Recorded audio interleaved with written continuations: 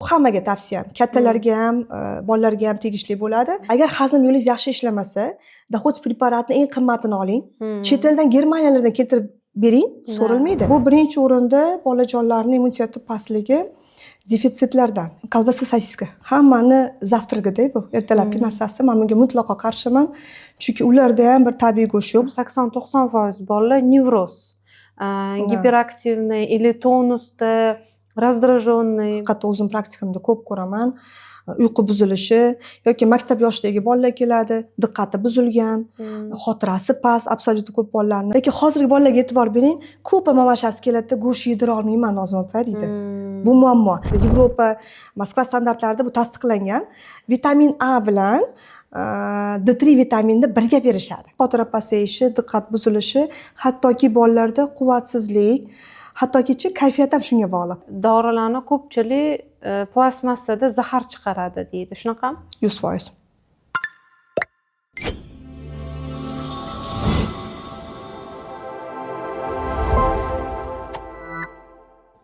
Assalomu alaykum hammaga. Men Nilfarman, farm sohasiga kirganimga 6 yil bo'ldi. Menga rosa ko'p savollar keladi. Assalomu alaykum Nozim opa, sizga bo'tga chaqirganimizning sababi ko'p keladigan savollarga javobni siz berishingizni xohladim. Rahmat taklifingiz uchun Nilufar. O'ylaymanki, bugun qiziq suhbat bo'ladi deb va'da berishga harakat qilaman. Oqlashga. Men Mirzayeva Nozim Rustamjonovna, ham детский, ham взрослый gastroenterolog va ikkinchi kasbim yana parazitologman. 18 yildan beri meditsina sohasida ishlab kelaman. Vrachsiz 18 yildan. Shifokor, gastroenterolog, parazitologman. Hozir sizga eng ko'p keladigan patsientlar, ya'ni kasallar eng ko'pi qanaqa patsientlar keladi? Men haligida aytib o'tdimki, что и взрослый, детский vrachmanda. Bu degani ham bolajonlar, ham kattalar murojaat qiladi.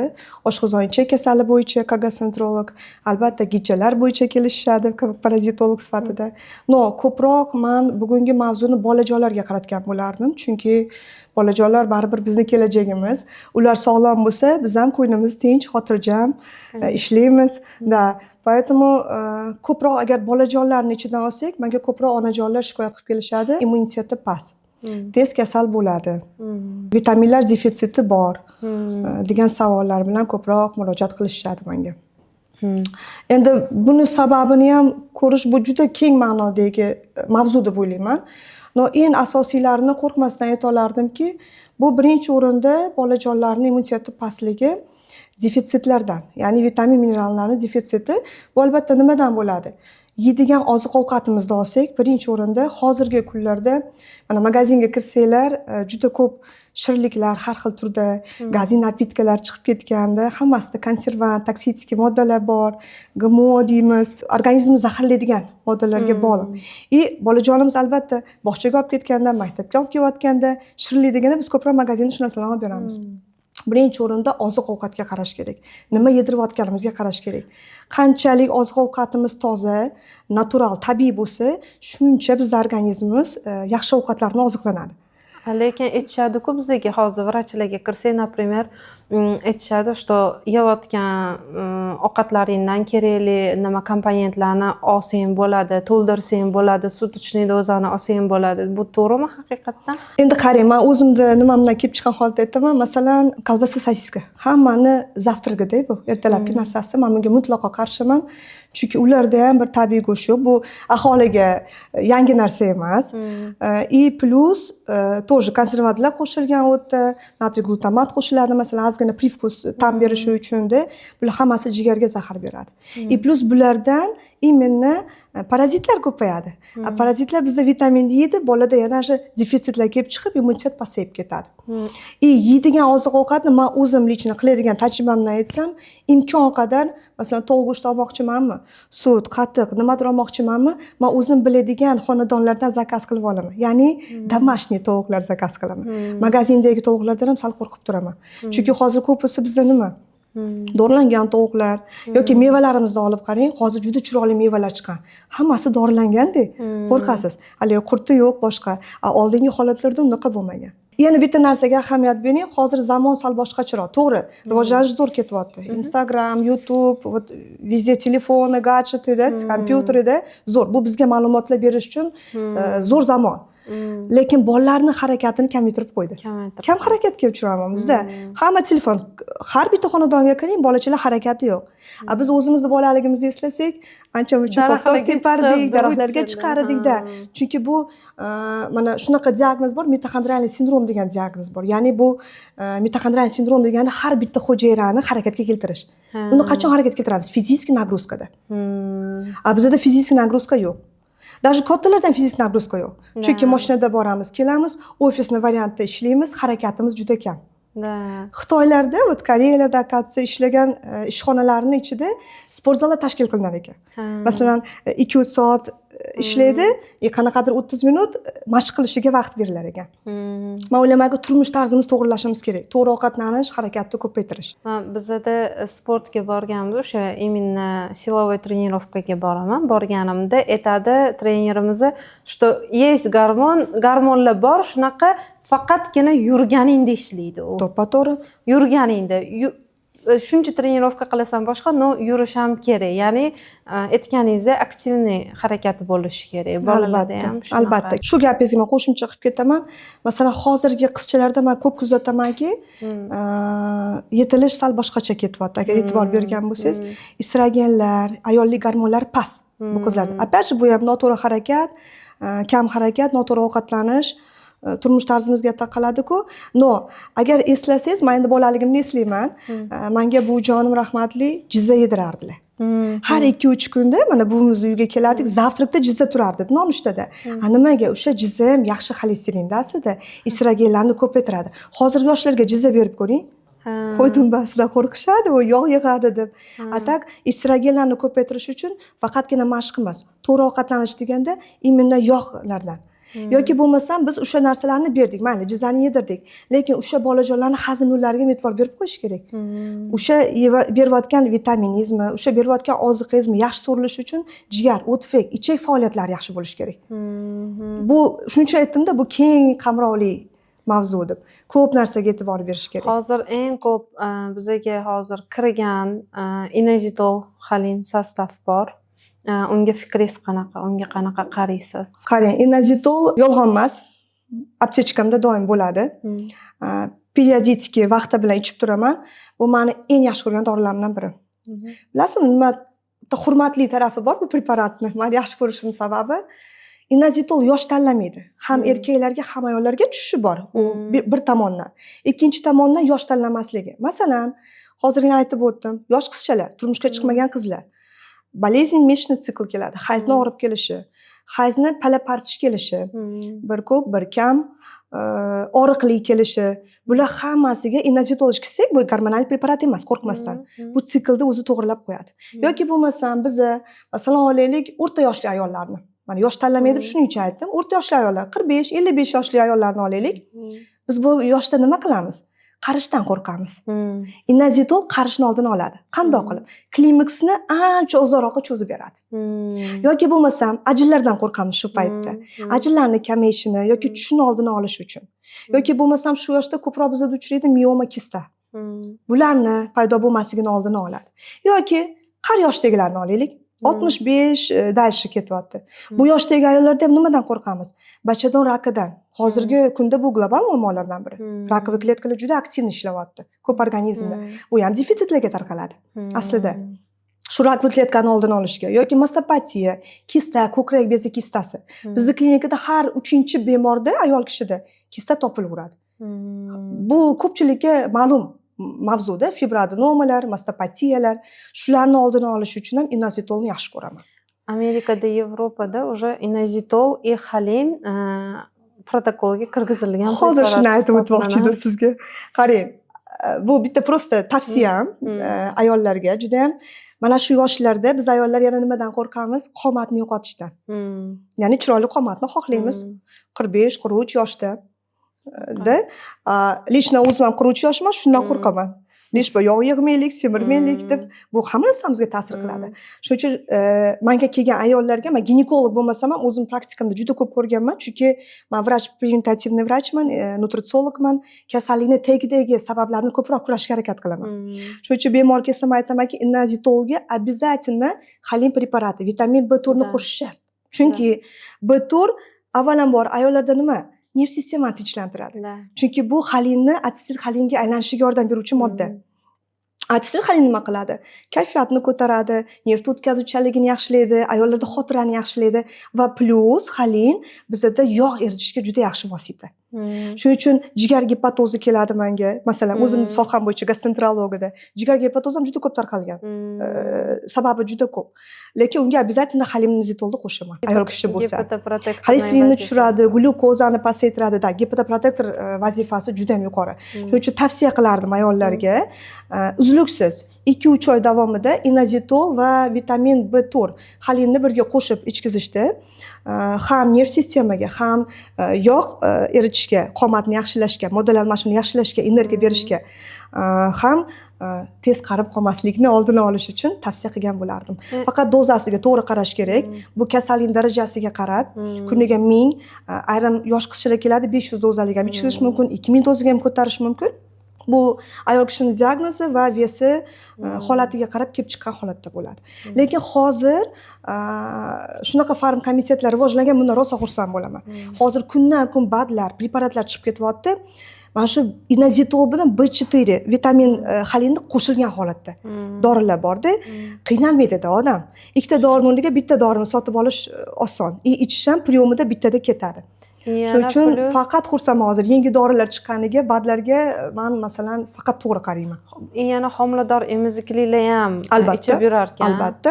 Chunki gapimda aytib o'tdimki, yosh qizlar, turmushga chiqmagan qizlar qo'rqmang, gormonal narusheniya bo'lganda gormonni o'rniga ham ichish mumkin. Chunki gormondan bizni absolyut hammamiz qo'rqamiz.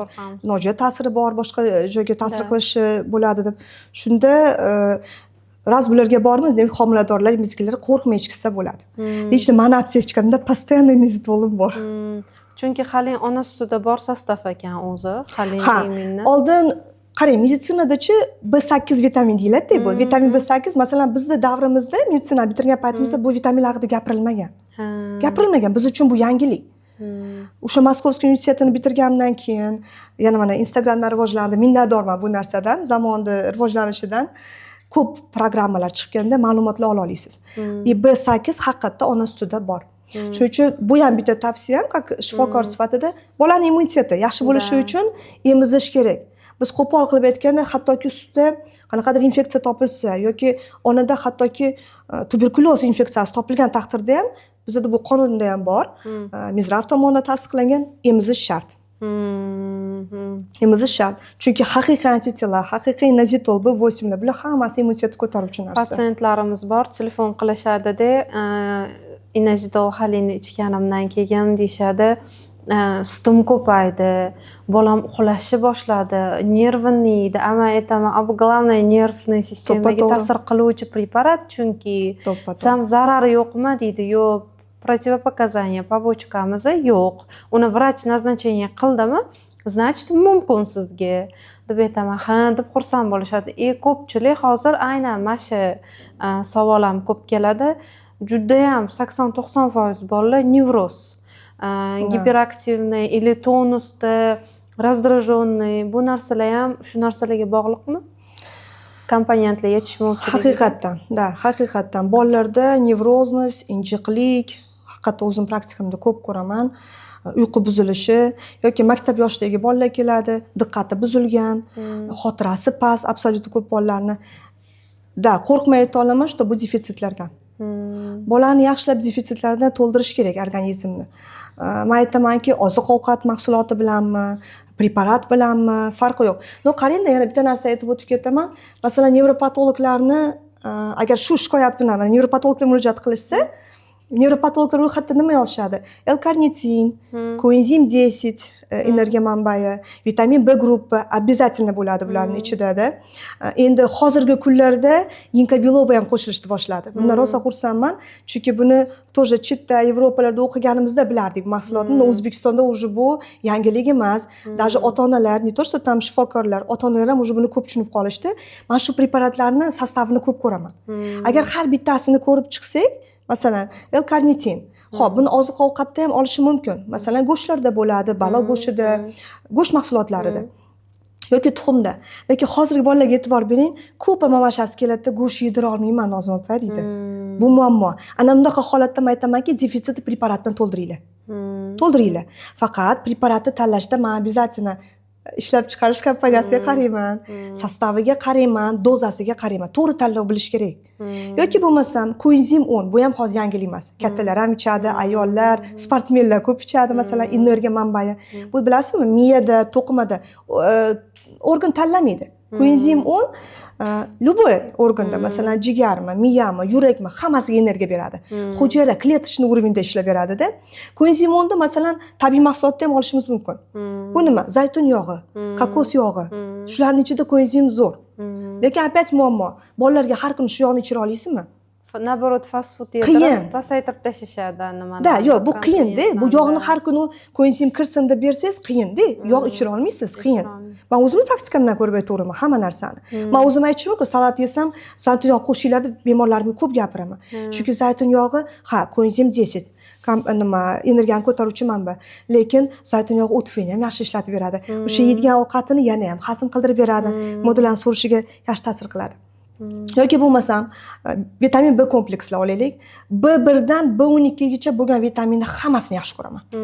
Endi nevrologiyada mana siz aytib o'tgan savolingizga nevrozni, diqqat pasayishi, xotirani pasayishiga ko'proq vitamin B1, B4, B6 ni ko'proq tavsiya qilaman. Buni ham qo'rqmasdan onajonlar preparat ko'rinishda ichkizganni tavsiya qilgan bo'lar edim. Nima uchun? Chunki bolalarga har kungi ratsionni o'lchab bera olmaymiz. Bilasizmi, menga patsient keladi-da, Nozim opa, qora sedana moyini rosa foydali deyishdi. Men endi shu tariqasida misol keltirmoqchiman. Qora sedana moyini tavsiya qilishda ichsam bo'ladimi? Qanaqasini ichay deydi. Men aytaman, farqi yo'q. Qora sedana tabiiy narsa. O'zbekistondagimi, chetnigimi farqi yo'q. No, qora sedanani ichkiz olmasam, yedirsam maylimi deydi. No, yedirayotganda biz dozani bilmaymiz. Masalan, bitta kapsula qora sedanani, men masalan ko'proq kapsulani bir kapsulada 2 mahal yozaman. Ko'proq dozirovkamda. No, shuni tushuntiraman bemorga. Shu bitta kapsulani 2 mahal etsang, demak 2 ta kapsula ketadi kuniga. 2 ta kapsula 1,5 kilo sedana urug'idan siqib olinadi. Xo'p, endi sen qora sedanani shu dozasini yedirmoqchisan. 1,5 kilo sedana yeyolmaydimi bola bir kunda? Yeyolmaydi. Shuning uchun preparat ko'rinishda bergan ma'qulroq deb o'ylayman. To'g'ri, yedirish ham kerak oziq-ovqatga qarab. Shuning uchun injiqlikka deganingiz savoldan uzoqlashib ketdim. Injiqlik nevrozlariga biz ko'proq nevropatolog yoki любой boshqa shifokorlar, pediatrlar yoki manday vrachlar ko'proq beramiz vitamin B komplekslarini. L-karnitinni, koenzim 10 обязательно meni ro'yxatimda bo'ladi. И ginka biloba. Ginka bilobani hozir hattoki meni o'g'lim 11-sinf xotirani yaxshilashi uchun men o'sha 2-3 oy davomida uni o'qishga tayyorlovga o'sha berishni boshlaganman. Ginka bilobani. Bu shunaqa zo'r narsa. Lekin opять же yana farm komitetlarga qaytaman, minnatdorman bulardan. Nima uchun? Shu moddalarni har xil dori qilib emas, bittaja mujassamlashtirib chiqaradigan preparatlarimiz ham bor. Yana bitta faktni eshitganman, organizmda inositol xolin, ya'ni B4, B8 yetarli darajada bo'lmasa, kalsiy jelezi so'rilmaydi. U endi boshqa bitta mavzu. Narsamiz so'rilmaydi deb eshitganman. Da, to'ppa-to'g'ri. O'zi вообще men qanaqa javob beraman? Masalan, bemor keladi, Nozim opa, вот vitamin beryapman bolamga. Hech effekt ko'rganim yo'q. Men aytaman, xo'p, vitamin berishdan oldin sababini to'g'ri topdingmi? Birinchidan sabab, qaysi vitamin yetishmaydi? Bilish kerak. Shu vitaminni ko'proq dozada tayinlash kerak. Shu vitamin yaxshi so'rilishi uchun o'zini kofaktorlar deb nomlaymiz meditsinskiy tilda. Buni yana ham yaxshi so'rdiruvchi narsalar bilan. Masalan, bekorga D3 K2 deb aytmaymiz-ku. D3 ni yaxshiroq so'ltirish uchun K2 komponenti kerak. K2 qonni suyultirib turadi, yana hali quyuqlashtirmaslikni oldini oladi. Har bitta preparatni o'zini sherigi bor. Birinchi o'rinda preparat to'g'ri tanlay olish kerak deyman.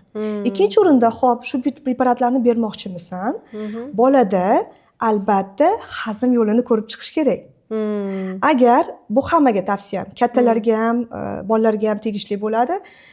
Agar hazm yo'lingiz yaxshi ishlamasa, dohot preparatni eng qimmatini oling. Chet eldan, Germaniyalardan keltirib bering, so'rilmaydi.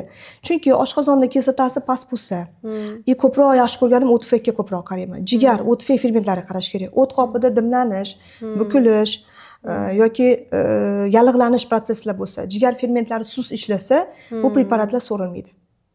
Yana bitta eng ko'p uchraydigan sabab ichaklardagi parazitoz. Biz preparatni, vitaminlarni nimaga yaxshi so'rilmaydi? Gijasini tekshirmasdan turib beraveramiz preparatlarni, vitaminlarni. Vitaminlar yaxshi so'rilishi uchun biz uni nima qilamiz? Parazitozlarni boqamizda gijalarni. Поэтому tavsiyam, hazm yo'liga to'g'ri qaranglar, parazitozga tozalaninglar, qurtlarga. Uchinchisi, dorini to'g'ri tanlash kerak, dozasiga, chiqaradigan formasiga qarab tanlab berish kerak bo'ladi. Dorilarni ko'pchilik plastmassada zahar chiqaradi deydi. Shunaqami? 100%. 100% qo'shilaman. Yana praktikadan aytaman. Qarang, hozirgi kunda shu shikoyat ko'paydi. Bolajonlarni ko'zini tagida qorayish, temnoy ochki belgisi deb aytamizda biz vrachlar.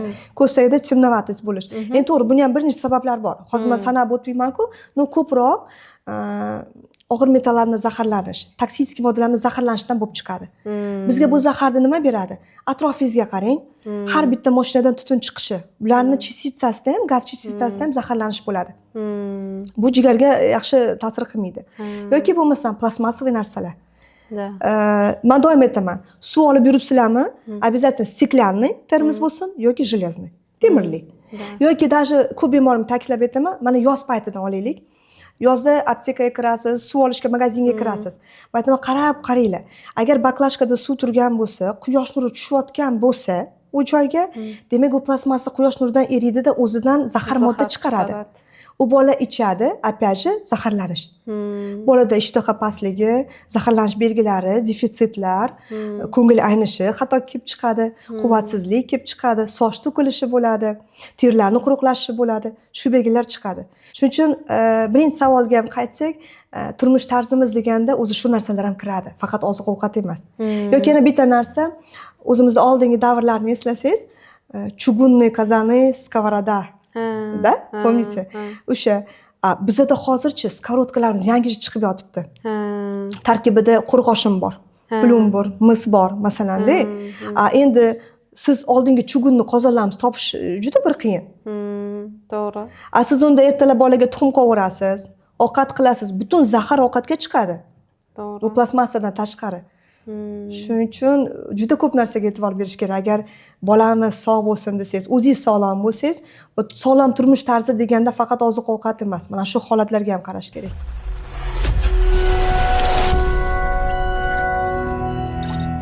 Nozim opa, hozir ko'p bolalar jeleza preparati ichishadi, lekin ularda gemoglobin ko'tarilmaydi. Bularning sababi nimada?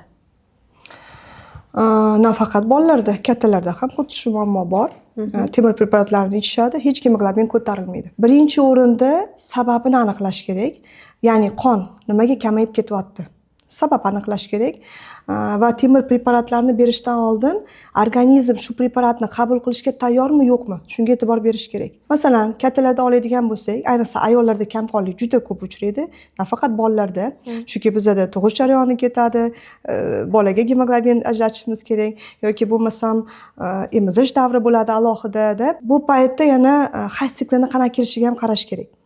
Chunki ayrim ayollarda juda ko'p qon yo'qotish. Bu ham bitta sabablardan bo'ladi.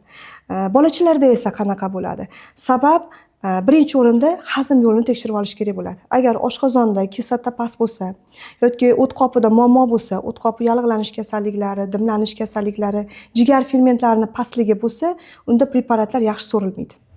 Yoki yana bir sabablardan biri parazitozlar. Bolalarda ichagida qaysi parazitlar borligini aniqlab olish kerak.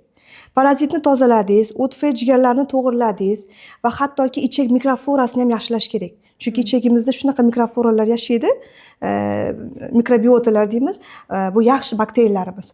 Ular ham yaxshi bo'lsa, железо preparatlar yaxshi so'riladi.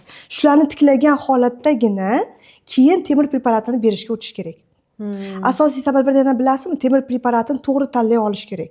Ya'ni temir preparatini o'zi emas, uni opять yaxshi so'riladigan koferment, ya'ni do'stlari bilan birgalikda berish kerak. Formalariga e'tibor. Formalariga ham e'tibor berish kerak, albatta. Men o'zim siz oldingizga borganimda esingizda bo'lsa, farzandlarim bilan yillar kichkina paytimda sariq bo'lganman, u уже esimdan chiqib ketganim edi. Qonim bundoq ko'ryapsiz-da, sariq bo'lganmisiz? Do'sti, keyin men ha, sariq bo'lganman dedim-ku. U yerda o'sha narsalar baribir siz ko'rganingizda ko'ringan, to'g'rimi? Da. Lekin hech qachon menga qoning pastroqmi dedingiz o'shanda, boshqami, suv kam ichasanmi, u железо o'sha narsa so'rilsa, nima qilsa, sizda ko'rinadi baribir. Da, qon analizlariga e'tibor berish kerak. Endi biz bunga o'qiganmiz. Nafaqat O'zbekiston, Moskva, Yevropalarda o'qiymiz. Analizni o'zini ham o'qib ko'p narsa aytish mumkin-da. Hattoki analizlarda MCV, MCH degan показательlar bor. Общий analiz krovda, qonda, общий unida. Shularga qarab ham qaysi vitamin B gruppalari yetishmasligini ham bilib olish mumkin. Doim aytamanki, patsientlarga обязательно, mana masalan, albatta temir preparatni berdingizmi, uni tashuvchi oqsillar ham bo'lish kerak. Men masalan o'zimning lecheniyamda temir preparatini avvalambor masalan shunaqa holatlar bo'lib qoladi. Bolalar bo'lsin, kattalar bo'lsin, darajasiga qarab aniqlaysizda. Qani sistema ko'rinishida, kapinsa ko'rinishida quydirishim kerakmi yoki preparatlar ko'rinishida berishim kerakmi? Shuni aniqlashda ham men bolani holatiga, analizni qanchalik defitsitligi e'tibor berib tanlashim kerak. Preparatni agar temir moddasini ukol ko'rinishida berayotgan bo'lsam, albatta oldiga oqsil preparatini ham quydiraman. Yoki bolajonlarga temir preparatini berdimmi, albatta oqsil preparatini birgalikda ichkizdiraman. Chunki oqsilgina temir preparatini kerakli to'qimalarga yetkazib beradi. Как transportyor vazifasini bajaradi. Shuning uchun doim analiz topshirganda meni tavsiyam общий analiz kрови, umumiy qon tahlili, ferritinga, umumiy oqsil, albuminlar miqdorini albatta tekshiraman. Albumin, umumiy oqsil bu hozir aytib o'tganim, transportyorlar. Transport vosifasini bajaradi. Bolalarda ko'p kelganda yuziga oq dog'lar tushishi sababi nimadan? O'zi oq dog'ni paydo bo'lishi bolalarda yuzida, badanda, terilarida plus teri qurishi ham birga keladi bunaqa paytda. Ko'p onajonlar gijadan deb o'ylab kelishadi. No, buni asli sababi nima? Vitamin A ni yetishmasligi, A vitaminoz kasali deb aytamiz. Lekin vitamin A ni yetishmasligining ham o'zining 3 ta sababi bor. Birinchisi, bolani ratsionidan vitamin A tushmaydi. Ya'ni bola xom sabzi, baliq, ko'kat, xuddi vitamin A ga boy mahsulotlarni yemaydi. Shuning uchun bolaning mahsulotiga tushmadi vitamin A, organizm to'yinmadi, signal beradi yuziga dog' berib. Vitamin A yetishmovchiligi boshlandi, vitamin A berdi. Bu birinchi sabab. Ya'ni ratsionda vitamin A defitsitligi. Ikkinchi sabab bu opять же hazm yo'llarini yaxshilamasligi. Vitamin A, D3 vitamin deymiz mana, omega 3 deymiz, bular hammasi teriga javobgar. Bular nafaqat teriga, immunitetga ham javobgar vitaminlar hisoblanadi. Bular qanaqa vitaminlar? Kapsulada yog'li vitaminlar. Yog'li vitamin so'rilishi nima kerak? O't kislota shart. O't kislota o't qopida. O't qopi yaxshi ishlasagina bu vitaminlar so'riladi. Shuning uchun ikkinchi sabab bu o't qopi yo'llarini, umuman hazm yo'llarini yaxshilamasligi. Uchinchi sabab taqaladi parazitoz. Aytaylik, bolada vitamin A ni zo'r yediryapti ona, hazm yo'llarini uzi qilib analizlar tekshirdi, biokemistik analizlar toza chiqdi, keyingina parazitga o'taman. Parazitoz chiqsa, u ham vitamin A ni yeb qo'yuvchi sabab bo'ladi. Shuning uchun onalarga aytamanki, mana bir xilgilar keladida, ko'pincha praktikamda почти bemorlarni каждый второй shunaqa deydida. Nozim opa, gijani tozaladingiz, yuzidagi dog'i ketganday bo'ldi. Mana 10 kun, birinchi etapim 10 kun чистка beraman organizmga, gijani tozalashga. Gija tozalashdan oldin обязательно organizmni tekshirib chiqaman. Chistkani ko'tara oladimi, yo'qmi? Dorini shunaqa tanlay bilish kerak, gijani xiliga qarab. Qaysi mayda gijalar bor, oddiy dori bilan, o'tli dorilarni tuzatsa bo'ladi. Qaysi gijalarga das. sal o'ylab ko'rib, ximichroq, bezvredniroq, jigarga ziyon yetkazmaydigan ko'rinishda berish kerak bo'ladi. Imom Ashul aytadi, ha, endi Nozim opa lecheniyadan keyin gijja belgilari to'xtadi, dog'i sal xiralashdi, no ketmadi-ku deydi. Kim aytaman, 10 kun ichida nimaga xiralashdi o'ylab ko'r? Chunki biz hazm yo'lini to'g'riladik, gijjani ketkizdik, yeyotgan vitamin o'ziga singyapti bolani. Shuning uchun bu qoplanyapti. Shuning uchun xiralashadi. Chegarali o'g'doqlar keladi, 10 kun ichida ancha bilinmay qoladi. Ayrimlarniki sal yetishmovchilik bo'lsa ketadi ham. Kim aytamanki, o'sha ketmay qolganiga endi vitamin A bilan boqishimiz kerak bo'ladi. Vitamin A, omega, D3 bularchi 3 ta ajralmas o'rtoqlarda, bular bir-birini to'ldiradi. Keyin vitaminlarni beraman. Agar uni bilmasdan turib prosta A vitamini yetishmayotgan ekan deb bersa, parazitlarni boqib qo'ygan. Albatta, shuning uchun aytyapman, sababni birinchi to'g'ri topish kerak, keyin u sababga qarab taktikani belgilash kerak. Chunki aytishadi-ku, правильный диагноз это уже пол-лечения. Ya'ni to'g'ri diagnozni qo'yib ol, bu yarim davoingni уже hal qilib beradigan narsa. Yana bitta narsani aytib ketishim kerak. Mana ko'pchilik onalarda endi ko'rdim, haqiqatdan endi boshqa vrachlar ham yozishsa kerak. Men endi bu o'zimning fikrim. O'zimdan o'zim aytganim yo'q, bu haqiqatda statistika ma'lumotlarida Yevropa, Moskva standartlarida bu tasdiqlangan. Vitamin A bilan D3 vitaminini birga berishadi. Dash shifokorlardan ham ko'rganman, nazarcheniyasida ertalab nonushtadan keyin. Yo'q, bu xato. Bu xato. Nima uchun? Xato ham deb bo'lmaydi. Agar ikkala vitaminni ham zo'r so'rilishini xohlasangiz, buni vaqtini ajratish kerak. Chunki bizda akasiya retseptorlarimiz bor-da, o'sha D3 vitaminni sezadigan retseptorlar bor. Ichkarimizda vitamin D3 keldi deydi-da, haligi ataka qilib uni ushlab olishga organizmda ko'proq ushlab qolishga harakat qiladi. Endi isbotlandiki, D3 vitamin bilan vitamin A ning retseptorlari bir xil ekan. Shuning uchun siz bitta payt berdingizmi, u bechora retseptorlar qaysi birini ushlab qolaykin? Doldirib qoladi. Kim aytamanki, D3 vitamini nonushtadan keyin beringlar. Tim bo'l yog'li nonushtadan keyin. Chunki yog'lida o't qop yaxshi ishlaydi, vitamin D3 surilishi yana ham yaxshilanadi. Ya'ni yaxshi sariyog', yaxshiroq, sifatliroq sariyog'. Haliga aytib o'tganimiz, qo'y dumbasi, jizadan qo'rqish kerak emas. Ayniqsa qishchilarga berish kerak, yetilishi yaxshi bo'lishi uchun ham. Jiza berib, yog'liroq kashalarni yedirtirib, keyin D3 vitamin beringlar после завтрака, nonushtadan keyin deyman. Vitamin A ni где-то ближе к обеду. Obeddan sal keyinroq, или hech bo'lmasa D3 bilan 2-3 soat oralig'i bo'lsin. Ana shundagina retseptorlar D3 ni ushlab oldi, bo'shadi, keyin vitamin A ni bemalol so'rib oladi. Onalar hozir железа preparati olayotganda nimalarga e'tibor berish kerak? Baribirga ham har xil formasi bor, har xili bor. O'sha narsalarga nimaga e'tibor berish kerak? To'g'ri, hozirgi kunda temir preparatlarini juda ham xilma-xil sotuvda bor, mavjud formalari. Temir preparatini yoshiga qarab belgilash kerak. Ya'ni kapsula ko'rinishida bor, suyuqlik ko'rinishida bor, tomchi ko'rinishida bor. Bolani yoshi, holatiga qarab, temir preparatini dozirovkasini to'g'ri berish uchun albatta qon nayz tahliliga qarash kerak. Va eng e'tibor beradigan narsa, men o'zim lично shunaqa qilaman, temir preparatini sotib olayotganimda tarkibidagi dozasiga qarayman, uni yaxshiroq so'diruvchi komponentlarga qarayman. Masalan, tasavvur qiling, siz imorat qurmoqchisiz. Xo'p, temir preparati bizda nima? G'isht rolini o'ynasin, g'ishtlar. Temir preparati, vitamin C, mis yoki vitamin A, vitamin B gruppalar, bular ishchilar. Ishchilar. Endi o'ylab ko'ring. G'ishtni olib kelib qo'yganingiz bilan ishchi bo'lmasa, u so'rilmaydi. Ya'ni imorat qura olmaysiz. Shuning uchun bizga temir preparatini oldida ishchilarimiz ham bo'lishi shart. Ya'ni temirni yaxshiroq so'rdiruvchi mis, vitamin C, vitamin A, vitamin B gruppalarga e'tibor berish shart. Dori tarkibida shu bo'lishi kerak. Yana bitta narsa, xo'p, g'isht bor ekan, ishchilarimiz bor, lekin ularni tashib keluvchi kim? Gruzovik kerak bizga, transportyor. Bu oqsil. Shuning uchun albatta oqsil preparati bo'lishi shart. No, masalan, ko'p dorilarda tarkibida oqsil bo'lishi shart emas, chunki oqsil issiqda sal aynib qoladi, boshqa dori buzilishi tezroq bo'ladi. Shuning uchun farm kompaniyalar ko'pincha oqsil qo'shmaydi. Lekin bu muammo emas.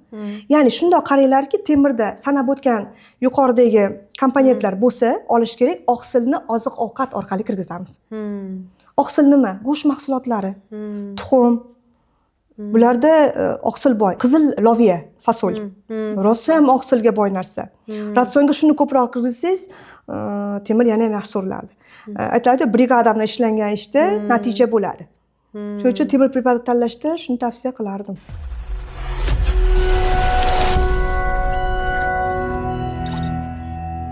Nozim opa, maktab programmasi hozir qiyin, o'zlashtirish ham qiyin. Bunaqa momentda bolalarga nima komponentlar, nima vitaminlar berish kerak, nima tavsiya qilasiz? Xotirani oshirish uchun, diqqatni oshirish uchun vitaminlar juda ko'p. Shulardan eng asosiysini sanab o'taman. Birinchi o'ringa men temir preparatini qo'ygan bo'lardim. Chunki temirning kamayishi organizmda kamqonlik, anemiya kasalligini keltirib chiqaradi. Agar kamqonlik bo'lsa, miyada gipoksiya holati kelib chiqadi. Ya'ni miyada kislorodni ta'minlanishi past. Buning natijasida xotira pasayishi, diqqat buzilishi, hattoki bolalarda quvvatsizlik, hattoki kayfiyat ham shunga bog'liq. Passiv bo'lib qoladi bolalar. Ikkinchi o'ringa men yod preparatini qo'yardim. Bu asosiy preparatlardan biri. Bu hattoki statistikalarda ham o'qisangiz, ham Yevropa, Moskovskiy statistikalarida, o'zimizning statistikamizda isbotlangan narsa, yodning yetishmovchiligi aqliy zaiflikka ham olib keladi. Shuning uchun ham biz homiladorlik davrida boshlang'ich paytidan o'sha ayollarga yod preparatini ko'proq tavsiya qilamiz ichishni. Uchinchi preparat bu magniy. Magniyni hozirgi kunda bad ko'rinishda xilma-xil bilasiz. Magniy malat, taurat, magniy sitrat degan formalari bor, lekin ko'proq nerv sistemasiga magniy glitsinatni tavsiya qilgan bo'lardim. U yaxshi uyqu beradi. Shuning uchun uyqudan bolajonlarga ham, kattalarga hamda uyqudan 1-2 soat oldin ichilishini tavsiya qilardim. Chunki hozir hammada stress bor. Faqat maktab o'zlashtirishi uchun emas, kattalarda ham stress bor. Albatta yaxshi uyqu bersa, miya yaxshi dam oladi. To'rtinchi preparatga vitamin B gruppasini aytgan bo'lardim. Vitamin B gruppasi juda keng, xilma-xil. B1 dan boshlab B12 gacha vitaminlar bor, bilasiz. Har bittasini o'ziga yarasha funksiyasi bor. Biz endi hozir xotiraga deb oladigan bo'lsak, ko'proq vitamin B1, B4 va B6 vitaminlarni tavsiya qilaman. Chunki ular nervni shikastlanishini oldini olishadi, stressdan, yana boshqa virus nagruzkalardan, hozir viruslar ham ko'p shamollashlar yoki bo'lmasam nervni o'tkazuvchanligini yaxshilaydi. Ya'ni informatsiyani tez-tez kelishi. Hattoki shunaqa bolalar bor, ZPR, ZRR degan bolalar bor, diagnoz bilan nevropatologlar ko'proq qo'yishadi, nutqni buzilishi. Shularga ham shu vitaminlar juda yaxshi tushadi.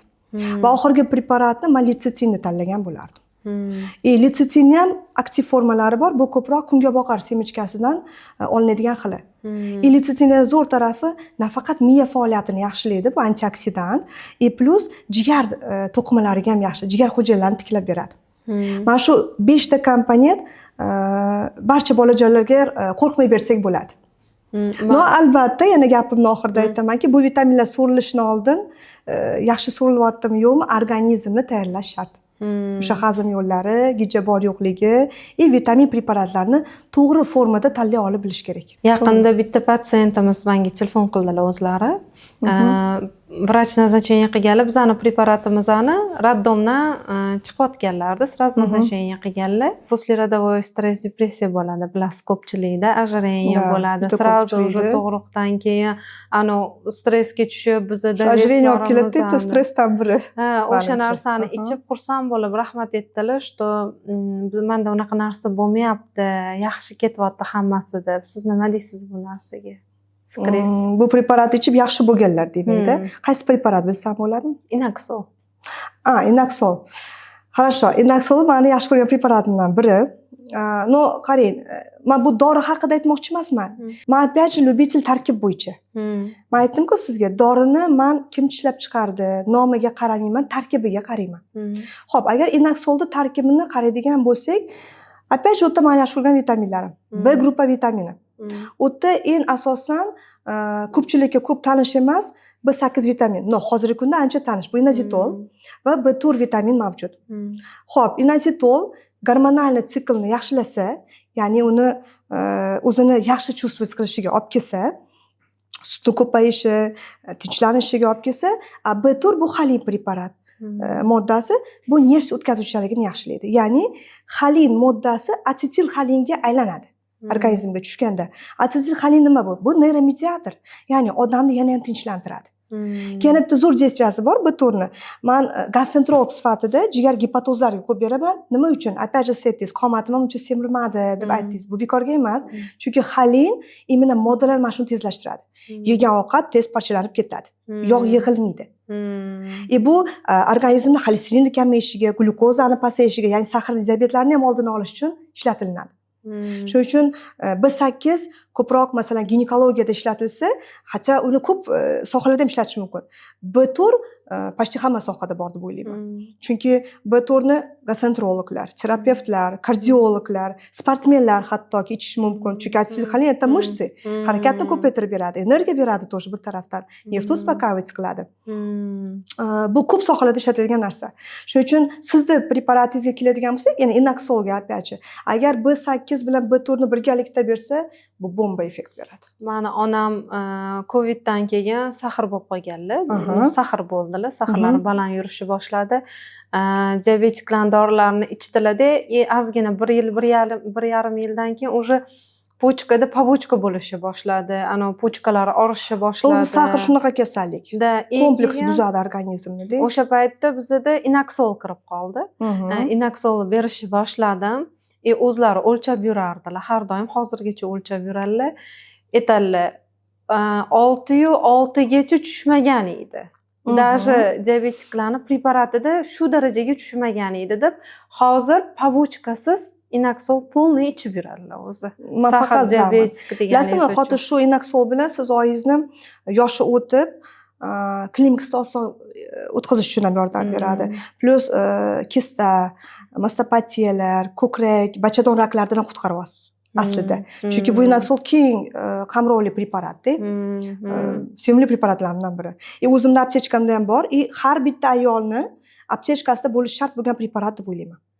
Bu imенно endi Inaxolga emas, imенно biz hozir vitamin B8 va B4 haqida gaplashyapmiz. SPKya, disploziyada keng. Judayam. Haligina ham aytib o'tdim, Inaxol, Inazitol yosh tanlamaydi. Turmushga chiqmagan qizlarga ham, o'rta yoshli ayollarga ham, qariyalarga ham, hattoki erkaklarga ham yaxshi. Ayollarda libidoni ham ko'tarib beradi. Bu juda yaxshi narsa. Bu yoshartiradi. Klinikasida uzoqlashtiradi, ajinni oldini oladi. Ayollardagi gormonlarni aktivlashtiradi.